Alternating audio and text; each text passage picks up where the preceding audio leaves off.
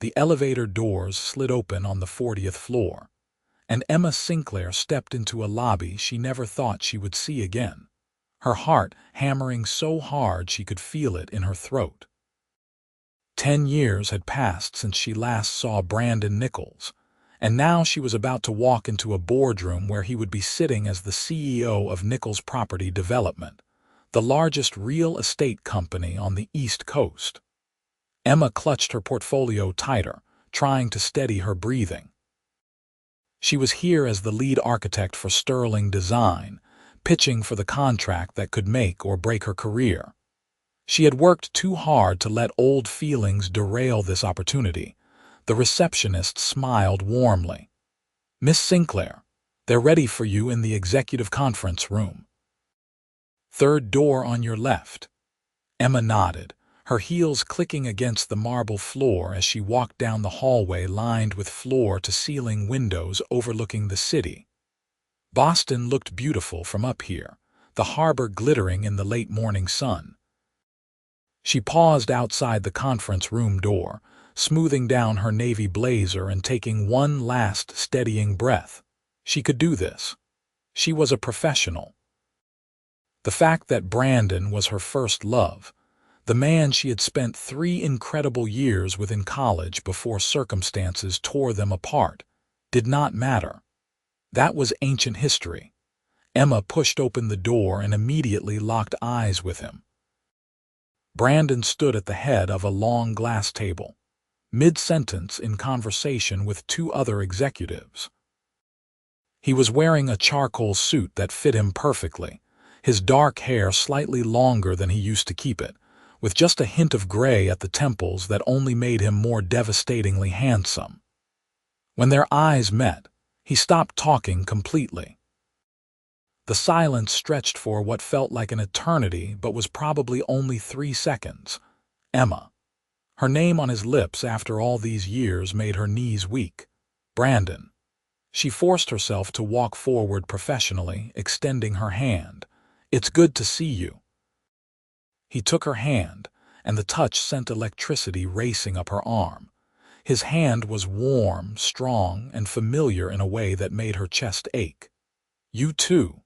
I didn't realize you were the architect Sterling was sending, and I didn't realize Nichols Property Development was your company." That wasn't entirely true. She had known his last name was Nichols, had seen it on the contract, but had convinced herself it was a coincidence. Boston was a big city. There were probably dozens of Nichols families, but she had known deep down that it was him. Brandon released her hand and gestured to the table. "Please have a seat. This is David Chen, our CFO, and Rebecca Martinez, head of acquisitions." Emma shook hands with both of them, grateful for the distraction, and set up her laptop and presentation materials. She could feel Brandon's eyes on her the entire time, and it took every ounce of her professionalism to focus on connecting her computer to the projector. The presentation she had prepared was for a mixed-use development in the Seaport District, combining residential units with commercial space and green areas. It was ambitious, modern, and exactly the kind of project that could define her career. She had spent 6 weeks perfecting every detail. As she began her pitch, Emma found her rhythm. This was her element. Architecture was where she felt most confident, most herself. She walked them through the designs, explaining the sustainable features, the way the building would integrate with the existing neighborhood, the projected timeline and budget considerations. She was acutely aware of Brandon watching her, but she refused to let it shake her. When she glanced at him during her presentation, his expression was unreadable, professional, giving nothing away. After 45 minutes, she concluded and opened the floor for questions. David asked about construction costs, Rebecca about tenant projections, and finally Brandon leaned forward. "The design is exceptional," he said, his voice measured. "But I have concerns about the timeline. You're proposing 18 months from groundbreaking to completion. That's aggressive for a project of this scale." Emma met his eyes steadily. It's aggressive, but achievable with the right team and proper project management. I've built contingencies into the schedule for weather delays and permitting issues.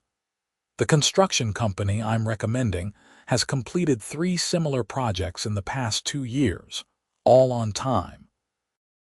And if something goes wrong, then we adapt, but I don't design projects I don't believe can be built.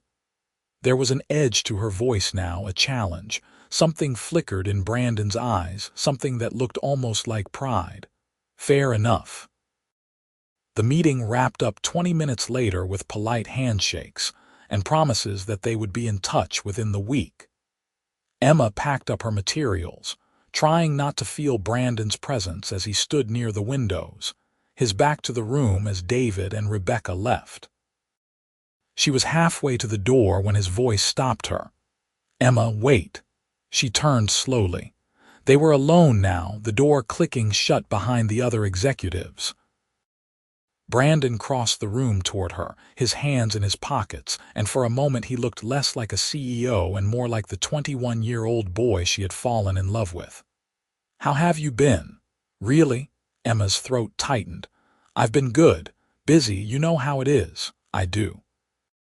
He stopped a few feet away, maintaining a professional distance that felt both appropriate and completely wrong. "I heard you went to California after graduation, Stanford for your master's. You kept track of me." I tried not to. His honesty caught her off guard. "But mutual friends talk."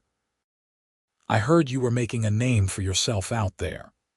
"I came back to Boston 2 years ago, joined Sterling as a senior architect." Emma shifted her portfolio to her other arm. "What about you? I knew you were in real estate, but I had no idea you had built all of this." Brandon's laugh was dry. "Built is generous. My father left me his company when he passed away 5 years ago. I've just been trying to expand it, take it in a new direction. He was old school, traditional developments. I want to focus on sustainability, community impact." "I'm sorry about your father." "Thank you." His expression softened. "My mother's doing well, though. She asks about you sometimes." That surprised Emma. She had loved Brandon's mother, had spent countless dinners at their family home during college. "Tell her I said hello." "Why don't you tell her yourself?" The words came out rushed, like he had not planned to say them. "She'd love to see you." Emma's heart raced. "Brandon, I don't think that's a good idea." "Why not? We're adults. We can be friends." "Can we?" She met his gaze directly. "Can we really just be friends after everything?" The air between them crackled with tension, with years of unspoken words and feelings that had never quite faded.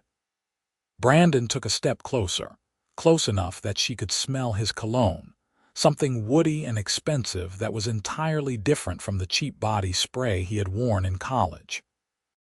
"I don't know," he admitted quietly, "but I'd like to try. I've missed you, Em, more than I probably should admit."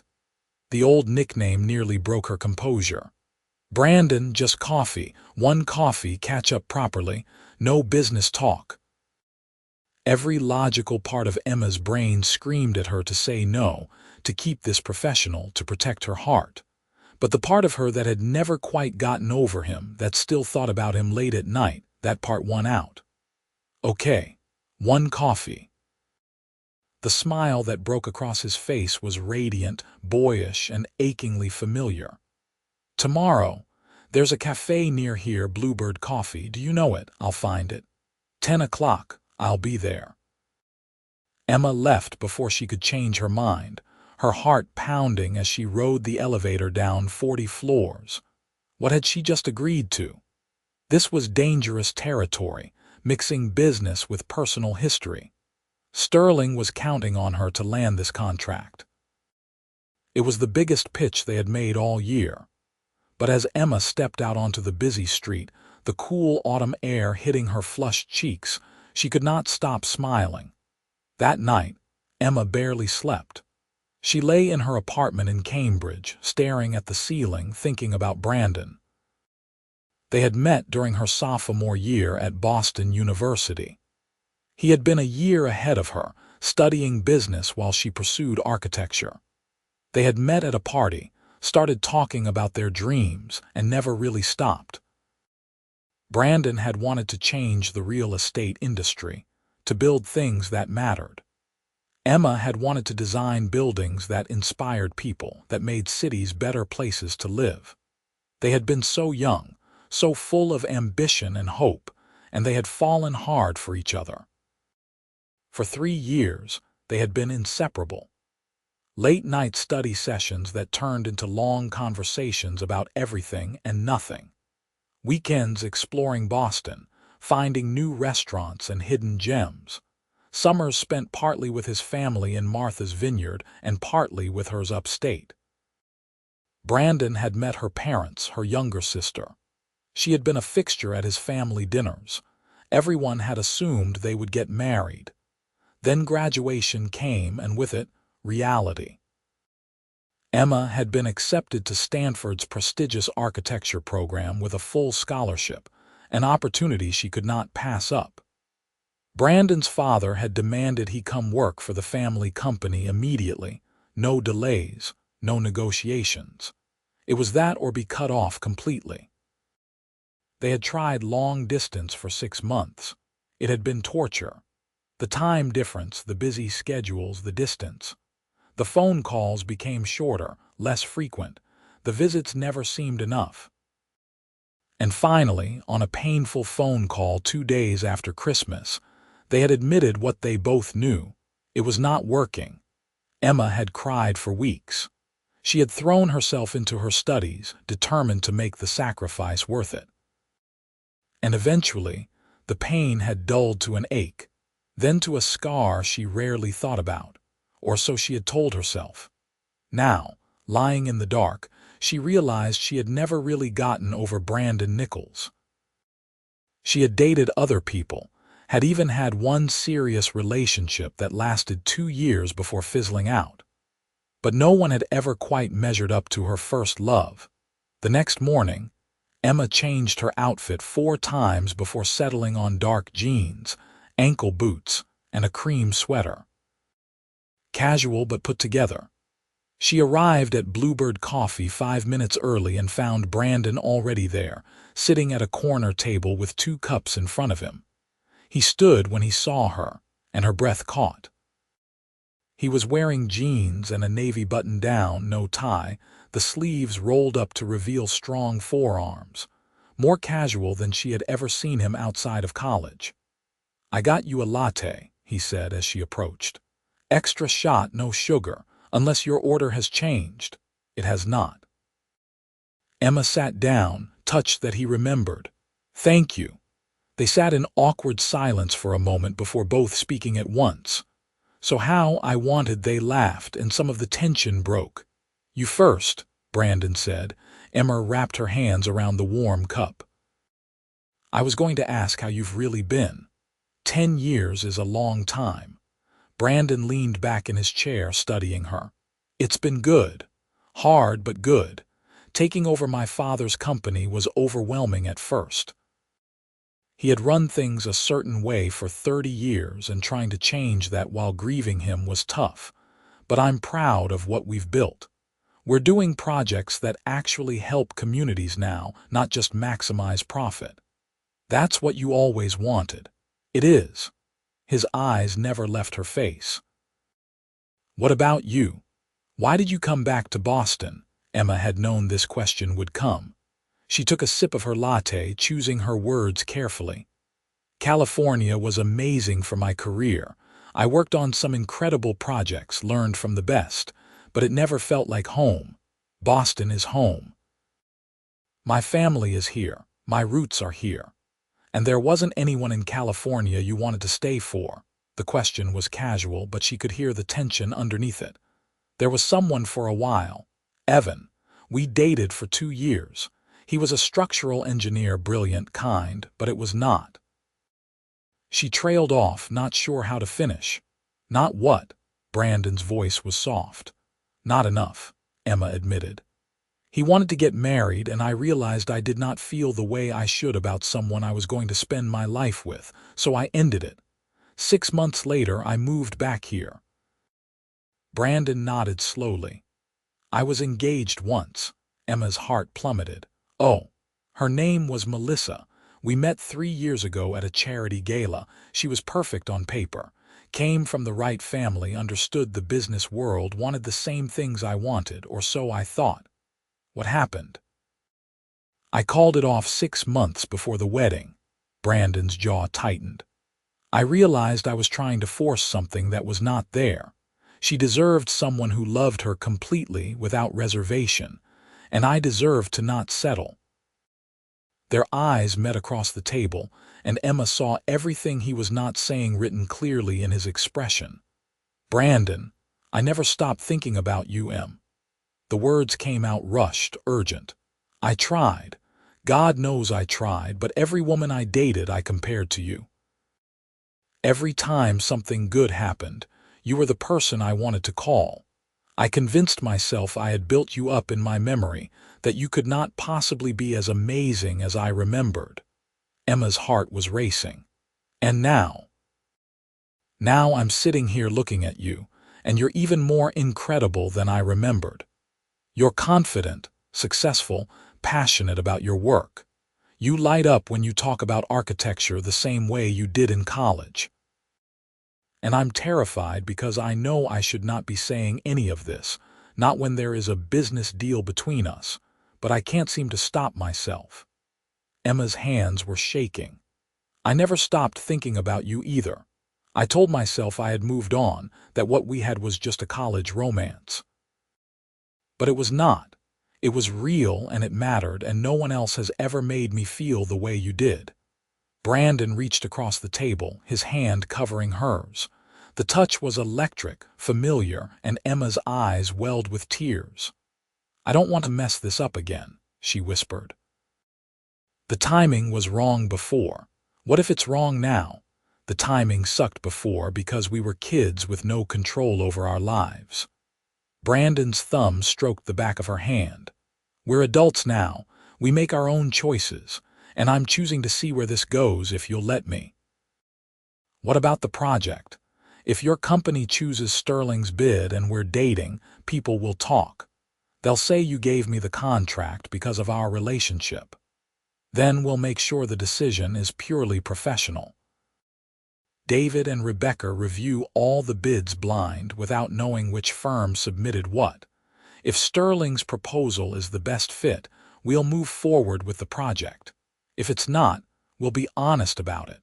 Either way, it does not change what I want to explore with you. Emma's mind was spinning. This was crazy, reckless even. But looking into Brandon's eyes, seeing the honesty and hope there, she knew she would regret it forever if she did not take this chance. Okay, she said softly. Let's see where this goes. Brandon's smile was brilliant. He squeezed her hand before releasing it, and Emma immediately missed the contact. They stayed at the cafe for 3 hours, talking like no time had passed at all. Brandon told her about taking over the company, the challenges of modernizing it, the resistance he had faced from old guard employees. Emma shared stories about her time in California, the projects she had worked on, the moment she realized she needed to come home. Remember that all-nighter we pulled in the library junior year? Brandon asked, laughing. You were working on that model of the community center, and I was supposed to be studying for my finance exam. But you spent the whole time helping me cut tiny pieces of foam board because I was behind schedule. Emma smiled at the memory. You got to be on that exam because of me. Worth it. Your face when you finished that model, and it was exactly what you envisioned, that was worth more than any grade. You always supported my dreams, Emma said quietly. Even when it meant letting me go. Brandon's expression turned serious. That was the hardest thing I have ever done. But you needed to go to Stanford, I knew that, and I was not in a position to follow you.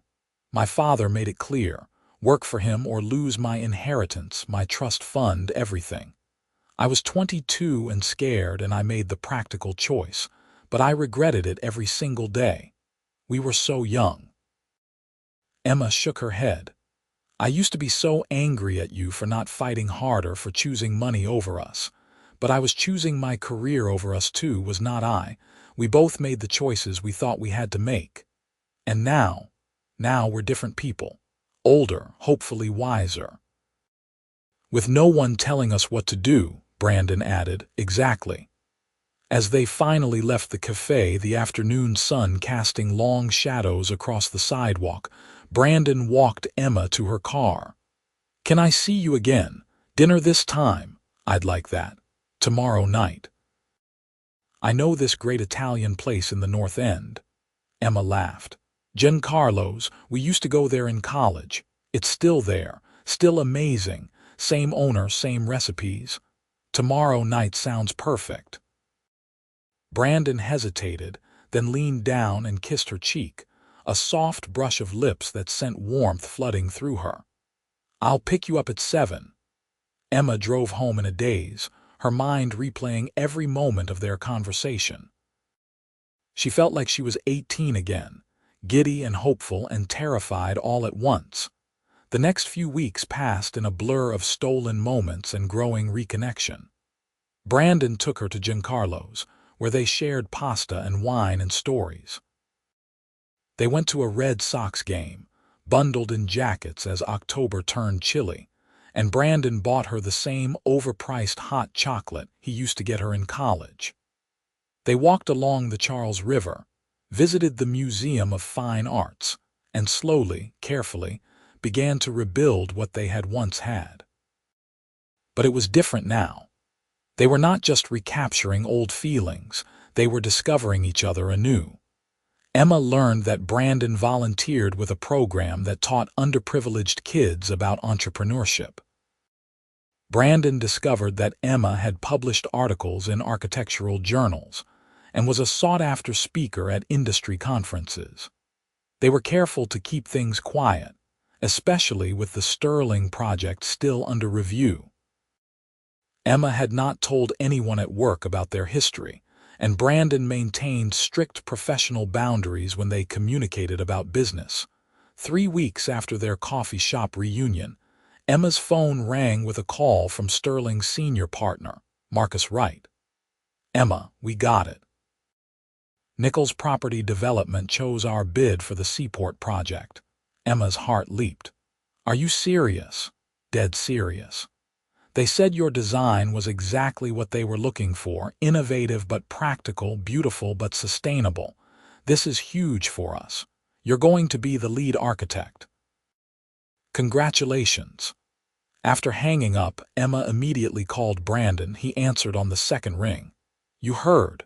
His voice was warm, I heard. Brandon, thank you, don't thank me. The decision was made by committee, completely blind. Your design won on its own merit. I'm proud of you, Em, but I had nothing to do with it. Still, this is amazing. This project could change everything for me. It should. You're incredibly talented. The world should know that. They celebrated that night at a small French restaurant in Back Bay. Brandon ordered champagne, and they toasted to new beginnings, professional and personal.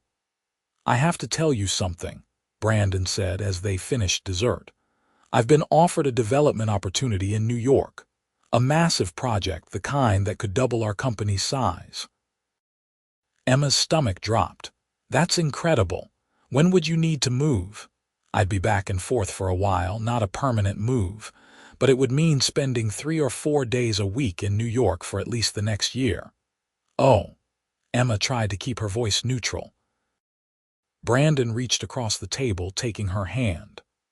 I haven't decided if I'm going to take it yet, because being back and forth, building something long distance again, I don't know if I can do that. Not with you, not after just finding you again. Brandon, you can't turn down an opportunity like that because of me. We've only been dating a few weeks. It's not just a few weeks though, is it? His eyes were intense. It's 10 years of missing you, of comparing everyone to you. It's remembering exactly how you take your coffee and which side of the bed you sleep on, and the fact that you hate olives but love mushrooms. We're not starting over, Emma. We're picking up where we left off, and I'm not losing you again." Tears filled Emma's eyes. "I don't want to be the reason you pass up something amazing." "You're not the reason. You're the excuse.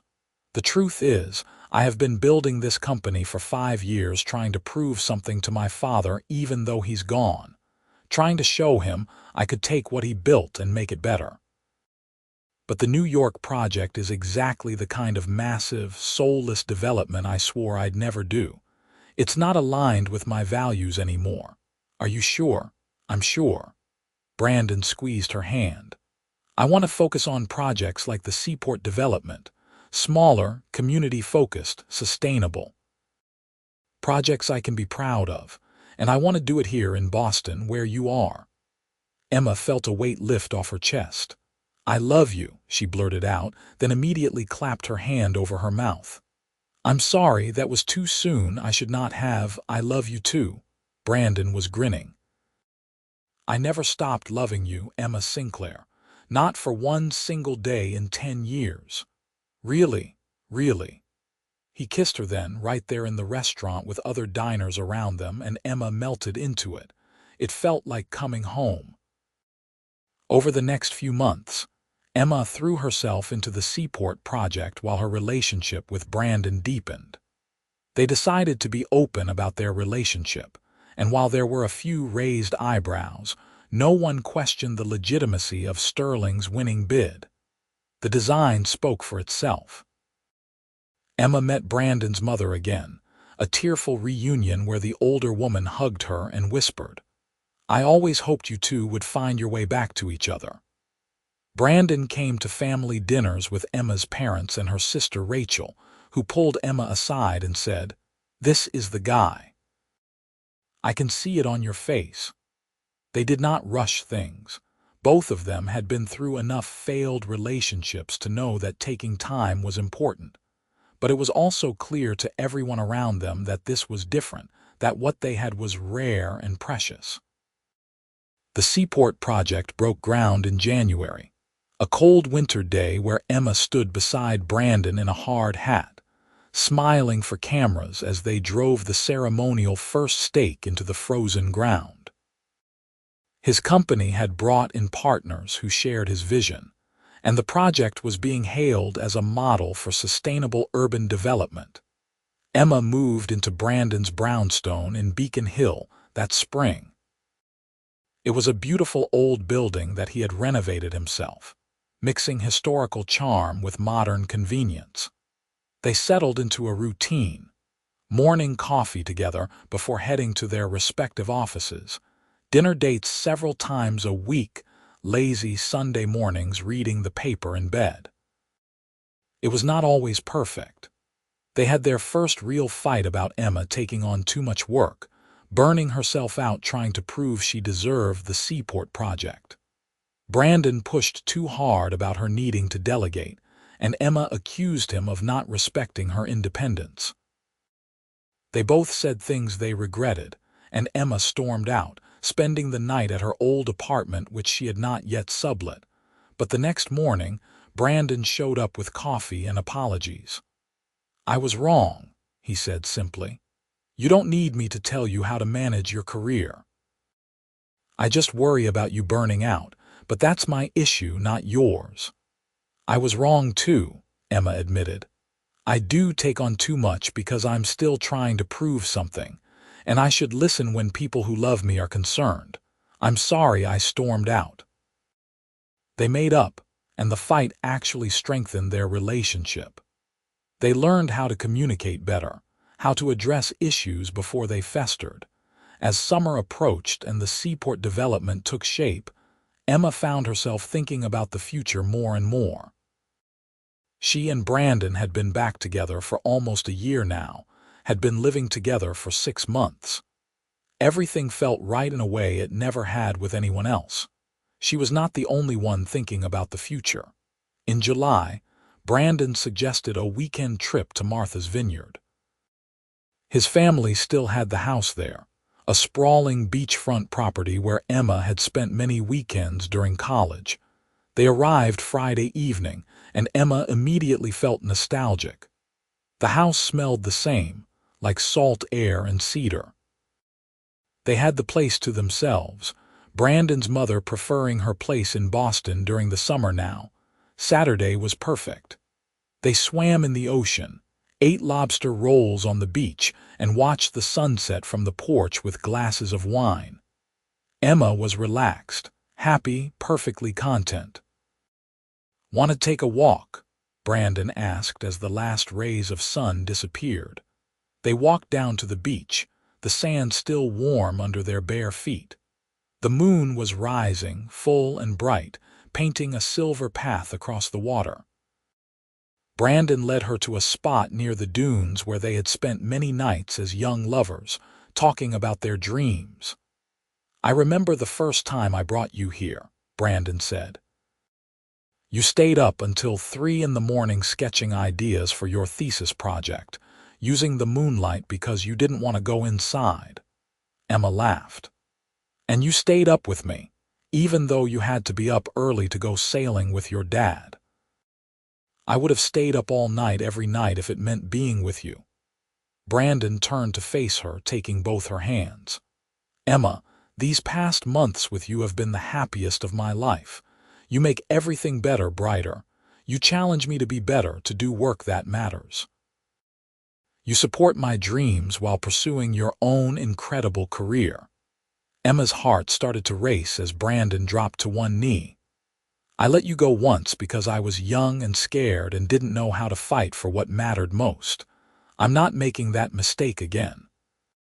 He pulled a small velvet box from his pocket. "Emma Sinclair, you are my first love and my last love. Will you marry me?" The ring was stunning. A sapphire surrounded by diamonds, the exact ring she had once admired in a vintage jewelry store during college and mentioned in passing. "You remembered," she whispered, tears streaming down her face. "I remember everything about you." Brandon's voice was thick with emotion. "Say yes, Em, please say yes." "Yes." Emma pulled him up and kissed him, laughing and crying at the same time. "Yes, yes, 1,000 times yes." Brandon slid the ring onto her finger and it fit perfectly. They held each other on the beach, the waves crashing nearby, the moon shining down, and Emma felt like she was exactly where she was meant to be. They called their families that night, and everyone was thrilled. Emma's mother cried happy tears, and Brandon's mother admitted she had helped him pick out the ring, had held onto it from when Brandon first mentioned proposing. The engagement only deepened their commitment to each other. They decided on a year-long engagement, partly because they wanted time to plan the perfect wedding and partly because Emma's project was in a critical phase and she did not want to be distracted. The seaport development was completed in November, 2 years after breaking ground. It was a triumph, featured in architectural magazines and news stories. The building was beautiful, with clean lines and abundant green space. Retail on the ground floor and apartments above that were already fully leased. Brandon's company sold it for a significant profit, while maintaining relationships with the new owners to ensure the community focus remained. Emma was offered a partnership at Sterling, becoming the youngest partner in the firm's history. She accepted, knowing she had earned it through talent and hard work. As their wedding date approached, Emma found herself reflecting on the journey that had brought them back together. They had both needed those years apart, painful as they were, to become the people they were now. Brandon had built a company he was proud of, had learned to value purpose over profit. Emma had established herself as a top architect, had proven she could succeed on her own merit. And now they were choosing each other, not out of college romance or fear of being alone, but out of mature, tested love that had survived time and distance. They married in May, a beautiful outdoor ceremony at a botanical garden in Boston. Emma wore a simple ivory gown, and Brandon looked impossibly handsome in his tuxedo. Her sister Rachel was her maid of honor, and Brandon's best friend from college stood up as his best man. When the officiant asked if anyone objected, the entire wedding party laughed because it was clear to everyone that these two were meant to be together. "I do," Brandon said, his voice steady and sure as he looked into Emma's eyes. "I do," Emma echoed, her heart so full she thought it might burst. They honeymooned in Italy. 2 weeks of art and architecture and wine and long, lazy mornings in bed. Emma sketched constantly, inspired by the buildings around her, and Brandon took photos and made notes about design elements he wanted to incorporate into future projects. "We make a good team," Brandon said one evening as they sat on a terrace in Florence, watching the sunset paint the Duomo gold. "The best team," Emma agreed. When they returned to Boston, they settled into married life easily. They had already lived together long enough to work out most of the kinks, and being married just felt like a natural progression. They hosted dinner parties, traveled for work and pleasure, and supported each other through stressful projects and tight deadlines. A year after their wedding, Emma discovered she was pregnant. She had not been trying, but she had not been preventing it either, and the positive test filled her with joy and terror in equal measure. "Brandon," she found him in his home office, reviewing plans for a new development in Somerville. He looked up, immediately noticing something in her expression. "What's wrong?" "Nothing's wrong. I'm pregnant." For a moment, Brandon just stared at her. Then he was out of his chair, sweeping her into his arms, laughing and spinning her around. "Are you serious? We're having a baby." "We're having a baby." Emma was crying happy tears again. Brandon set her down gently, then dropped to his knees and pressed his ear to her still flat stomach. "Hi there, little one. This is your dad. I'm going to love you so much." Emma ran her fingers through his hair, her heart overflowing. This was her life now. This incredible, unexpected, perfect life. Their daughter was born in February, during a snowstorm that dumped 8 inches on Boston. Lily Nichols came into the world with a full head of dark hair and her mother's eyes. And both Emma and Brandon fell hopelessly in love the moment they saw her. Emma took 3 months of maternity leave, and Brandon adjusted his schedule to be home more, delegating more responsibilities to his executive team. They navigated the chaos of new parenthood together, taking turns with midnight feedings and diaper changes, marveling at every tiny milestone. "I can't believe we almost didn't find each other again," Brandon said one night as they sat together in the nursery, Emma nursing Lily while Brandon read aloud from a children's book. "But we did find each other," Emma said softly. "We always would have. Some things are meant to be." Emma returned to work part-time, finding a balance between her career and motherhood that felt right for her family. Brandon continued to build his company with purpose, focusing on projects that made communities better. They bought a bigger house in Cambridge with a yard for Lily and space for Emma's home office. 2 years later, they had a son, Oliver, who looked exactly like his father and had his mother's determination. Their family felt complete, and their lives were full of the beautiful chaos of raising 2 small children while maintaining demanding careers. But through it all, Emma and Brandon made time for each other. Date nights where they reconnected as a couple, not just as parents. Weekend getaways when the grandparents could watch the kids. Quiet moments in the evening after the children were asleep, sitting on the couch with glasses of wine, talking about their days. "You ever wonder what would have happened if we had stayed together after college?" Emma asked one night.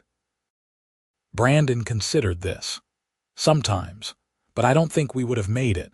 We were too young, too unsure of ourselves. We needed to grow up separately so we could come together as equals." "You're probably right. I was so focused on proving myself back then. I don't think I could have been a good partner. And I was still trying to figure out who I was outside of my father's shadow," Brandon pulled her closer.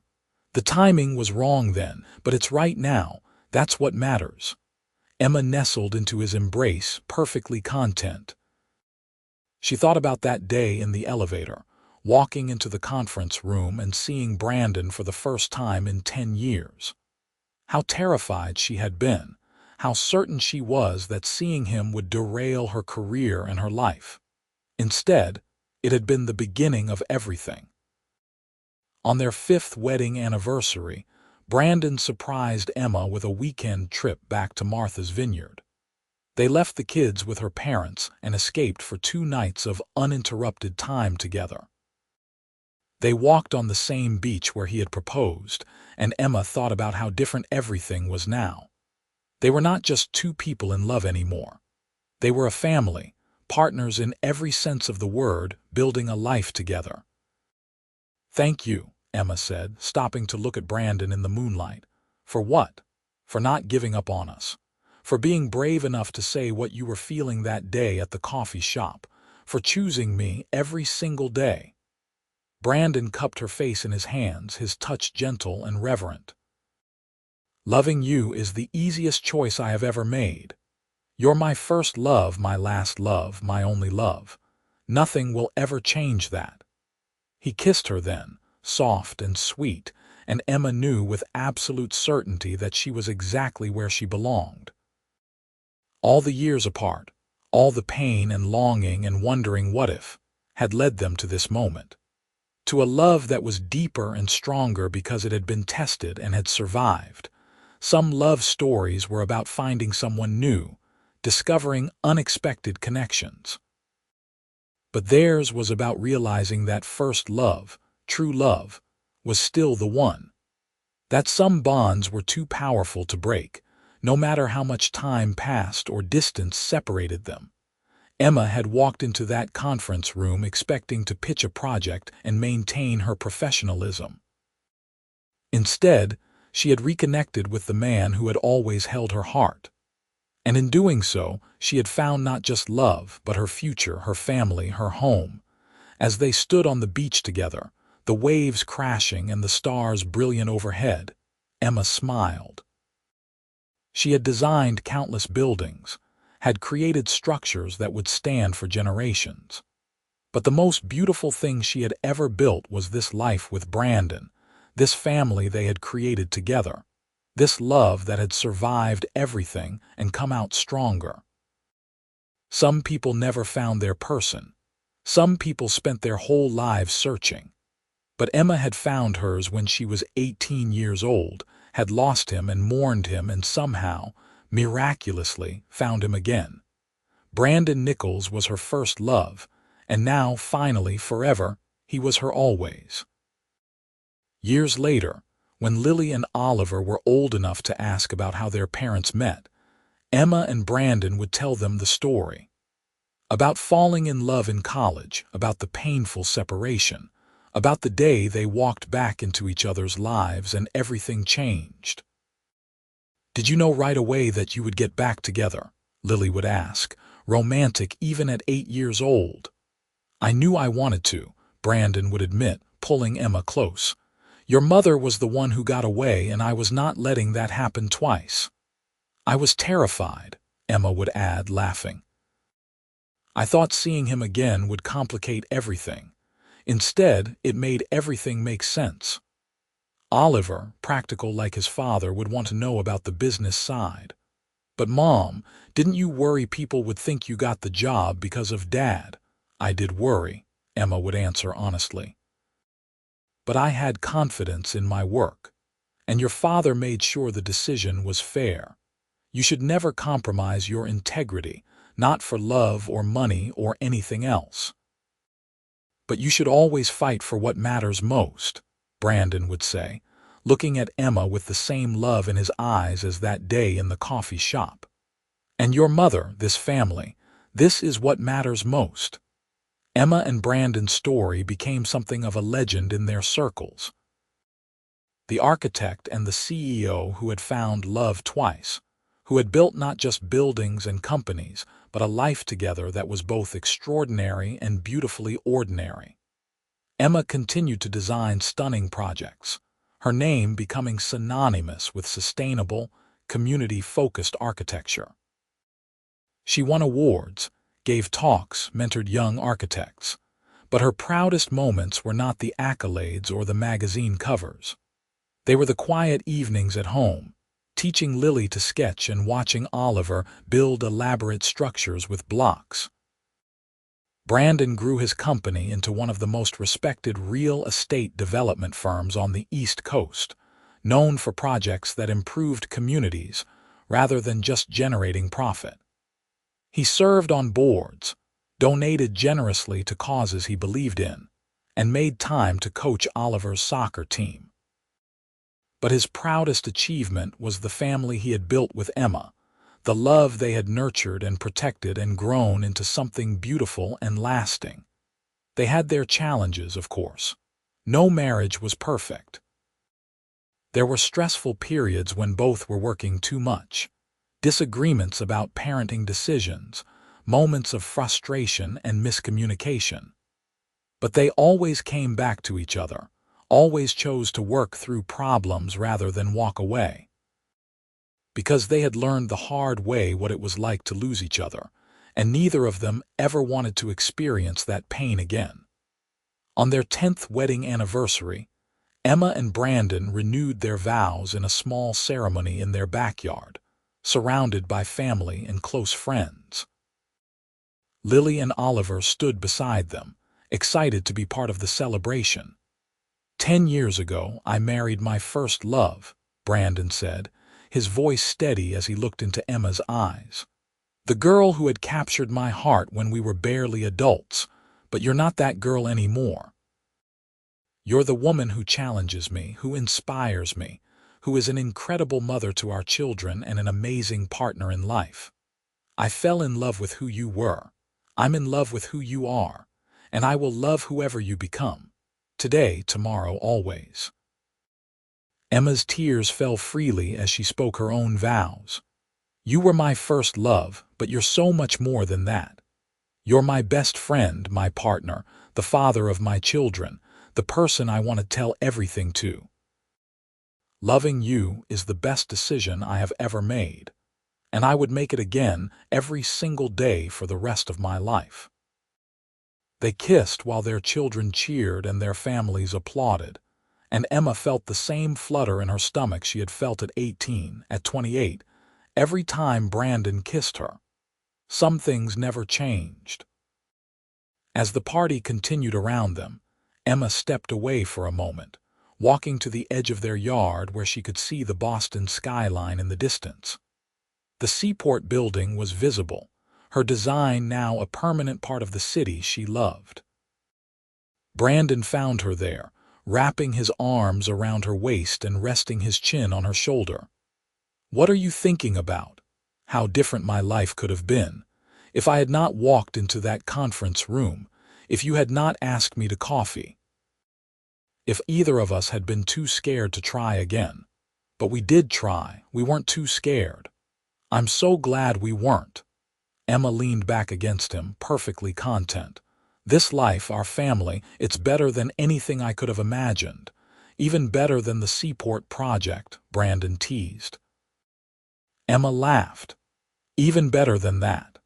They stood together as the sun set, painting the sky in shades of orange and pink, the sounds of their children's laughter drifting over from the party.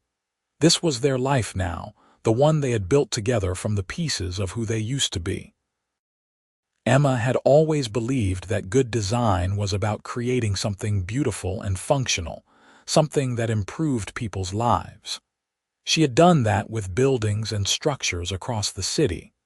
But her greatest design, her most important creation, was this. The life she and Brandon had built together. The family they had made. The love that had survived years and distance and growing up, only to come back stronger than ever. She had reconnected with her CEO ex after a decade apart, walked back into his life with no expectations beyond a business meeting. And in doing so, she had discovered something she had always known deep down but had tried to deny. Her first love was still the one. He always had been. He always would be. And this time they were never letting go.